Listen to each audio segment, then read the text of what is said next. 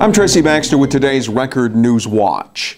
She tugged at the heartstrings of area residents who heard her story about a battle with terminal cancer and her desire to have a dream wedding. Readers responded by donating money for an Aruba honeymoon, as well as thousands of dollars of goods and services for Jessica Vega's big day back in May of 2010. Today in Orange County Court, the 25-year-old former Montgomery resident admitted that she made up her cancer story to get the wedding of her dreams.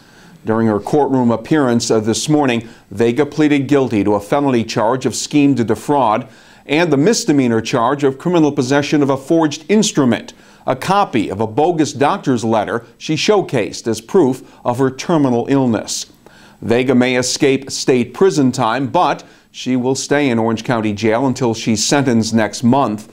County Court Judge Robert Freehill said he would sentence Vega to time already served and will order that she repay more than $13,000 to those who provided wedding donations. Vega's attorney, Jeremiah Flaherty, said the guilty plea will allow her to get the help she needs, and he said he hoped the incident wouldn't prevent others from donating to truly worthy causes. Your drive to work may have taken longer this morning if you were heading east on Route 17 in the Goshen area. A tractor-trailer rig carrying 40,000 pounds of paper plates veered off Route 17 and rolled over near exit 122A in Goshen. Happened shortly after 4 a.m. Traffic was backed up for several hours as police assessed the scene, and the box cargo was offloaded to another truck. Prior to its being uprighted, there were no injuries. The truck driver was ticketed, though, for exceeding his regulated driving hours. A disturbing criminal case is taking shape in Pike County, Pennsylvania, where police have arrested a man for repeatedly raping an autistic 9-year-old girl and videoed recording of the sexual acts.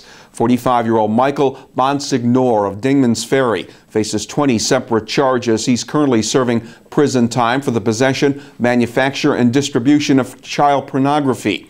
He'll appear at a preliminary hearing in Pike County in May.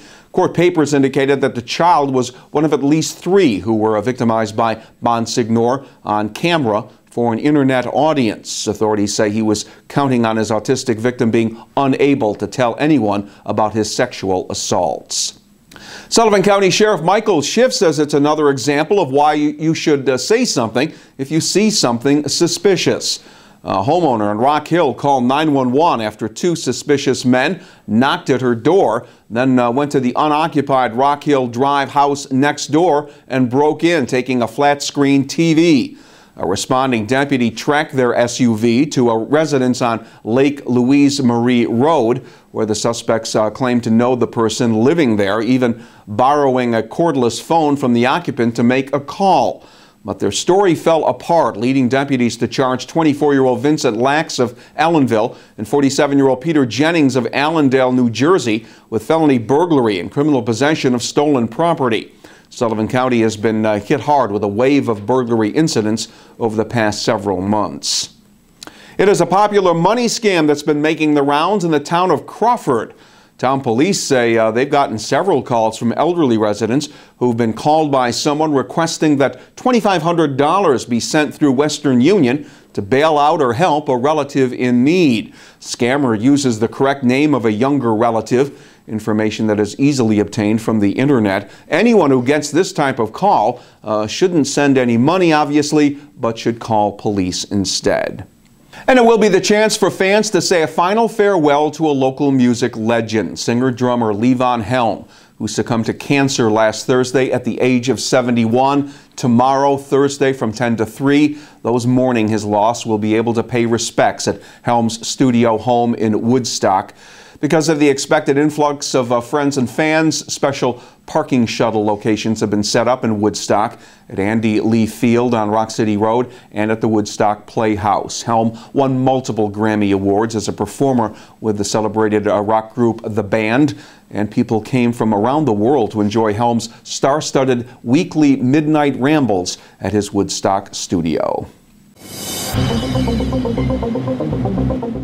Our weather should get better by the end of the week. That's good news for us as well as our feathered friends. There are more clouds in the forecast Thursday, though, as well as a threat of a shower or two. The highs should reach the mid-60s, but Friday will be mostly sunny, with temperatures getting up around 60 degrees. For breaking news throughout the day, keep clicking back here at Record Online and get all the news you need and the features you enjoy in tomorrow's edition of the Times-Herald Record. For Record Newswatch, I'm Tracy Baxter.